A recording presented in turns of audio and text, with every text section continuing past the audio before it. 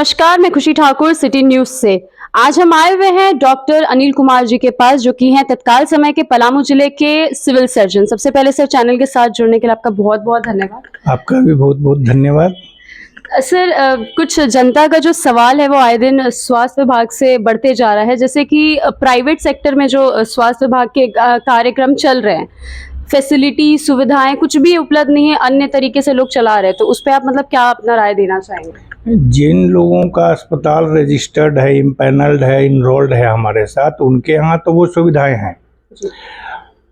मगर जिनका अवैध रूप से चल रहा है या उनका रजिस्ट्रेशन हमारे यहाँ नहीं है, तो उसके लिए हम लोग ने प्रखंड स्तर पर प्रभारी चिकित्सा पदाधिकारी के नेतृत्व में वहाँ के स्थानीय थाना प्रभारी और बीडीओ साहब से संपर्क करके, अब सब डिवीज़न है तो सब डिवीज़न में एसडीएम से ऑर्डर निकाल के हम लोग धावा दल गठित किए हैं, जिससे कि जांच किया जाता है और जांच करके अवैध पाए जाने पर उनको सील करते हुए अग्रितर कार्रवाई की जाती है। न्याय संगत नियम संगत जो कार्रवाई होती है वो हम लोग करते हैं।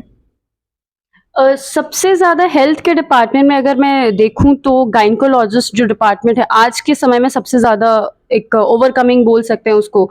तो गायनकोलॉजिस्ट में ऐसे सबसे बड़ी दिक्कत क्या आ रही है कि नॉन मेडिको पर्सन जो है वो मेडिकल इसमें घुस रहे हैं, ऑपरेशंस हो रही हैं। कई सारे अस्पताल ऐसे चल रहे हैं कि जहां ढांचे हैं सामने से और अंदर अस्पताल में ऑपरेशन हो रहा है उस तहत, लेकिन पुलिस को जानकारी होने के बावजूद अभी तक तत्काल में कोई कार्रवाई नहीं ली गई एग्जैक्टली। तो उस पे मतलब वैसा कोई अस्पताल संज्ञान में नहीं है। जो भी अस्पताल हमारे यहाँ इम्पैनल होते हैं या जिनको हम एस्टेब्लिशमेंट एक्ट के तहत देते हैं, तो उसमें सक्षम जो चिकित्सक होते हैं उनका उसमें रजिस्ट्रेशन लगता है, उनकी सहमति पत्र लगती है और जो ट्रेंड पैरामेडिकल स्टाफ हैं वो लगता है। अब उसके बाद वो वहाँ पर वस्तु स्थिति अगर गड़बड़ मिलती है, जाने के बाद अनट्रेंड लोग मिले या सक्षम पदाधिकारी नहीं है, डॉक्टर नहीं है, तो उन पर भी कार्रवाई की जाती है। मगर इनरोलमेंट के समय जो ऑनलाइन करते हैं, ऑनलाइन में जितने लोगों की वहाँ पर सहमति लगी होती है, समझ पैरामेडिकल में एएनएम हो गए, ओटी असिस्टेंट हो गए, कंपाउंडर हो गए, ड्रेसर हो गए, इन सारे लोग जो टेक्निकल पद जितने हैं उन लोगों को मैं फिजिकली अपने पास बुलवाता हूँ। उनसे मैं ये पढ़वा के देता हूँ पेपर कि क्या ये सहमति आपने दी है। प्राय सहमति में होता है कि लोग इनिशियल करके छोड़ देते हैं,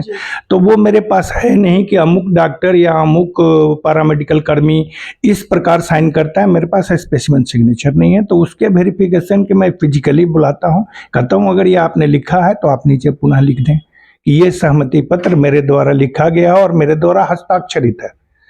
या आप डॉक्टर साहब हैं तो आप लिख दीजिए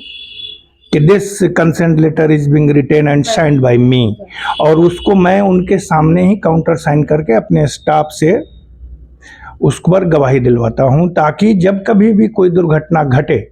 आपने सहमति पत्र दी और आप उस अस्पताल में नहीं गए, और जैसा कि आप कह रहे हैं कि लोग बिना डिग्री के ऑपरेशन करते हैं, उसने किया और कोई दुर्घटना घटी तो केस तो मैं उन पे करूंगा, संचालक पे तो होगा,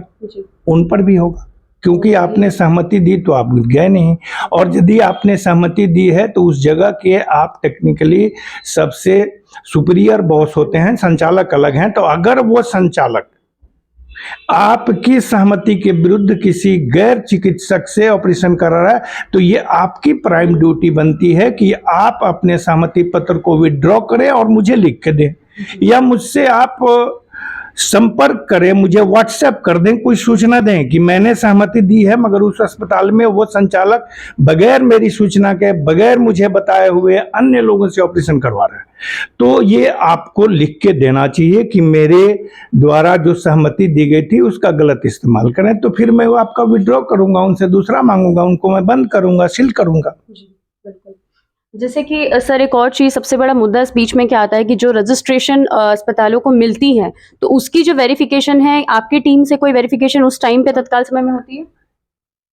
क्लिनिकल एस्टेब्लिशमेंट में जो हम लोग अप्रूवल देते हैं उसके 15 डेज के अंदर जो कुछ भी वो अपलोड किए हुए हैं उसका वेरिफिकेशन करते हैं, और अप्रूवल से पहले जो डॉक्यूमेंट्स लगाए गए हैं, जो सहमति पत्र लगाए, उसका वेरिफिकेशन करते हैं। जब वो आयुष्मान में इम्पैनल करने के लिए अपलोड करते हैं, फॉर्म भरते हैं, तो वो अपलोड करने से पहले पूरी टीम जाती है, मुझे भी वहाँ जाना होता है और जितनी बातें वो उसमें लिखते हैं और जो हमारा गाइडलाइन है उसके अनुसार अगर वो ठीक होता है तो हम लोग यहाँ से अप्रूवल देके और उसको रांची भेजते हैं, वहाँ से इम्पैनल होता है। तो ये दो प्रक्रिया है अपने उसके सत्यता को प्रमाणित करने के लिए कि मैं अप्रूवल क्लिनिकल एस्टेब्लिशमेंट में दे के 15 डेज बाद अंदर कर लूँ या मैं पहले ही कर लूँ। तो मैं प्रायः पहले ही करता हूँ और सबसे ज़्यादा मैं डॉक्टर और जो पैरामेडिकल कर्मी हैं उनका फिजिकल अपीयरेंस मेरे पास ज़रूरी है।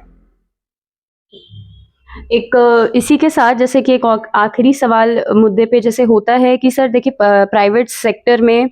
जो वहाँ की नर्स जो फैसिलिटीज़ की अगर मैं सिर्फ सुविधा की बात कर रही हूँ, स्वास्थ्य विभाग में सबसे महत्वपूर्ण है सुविधा।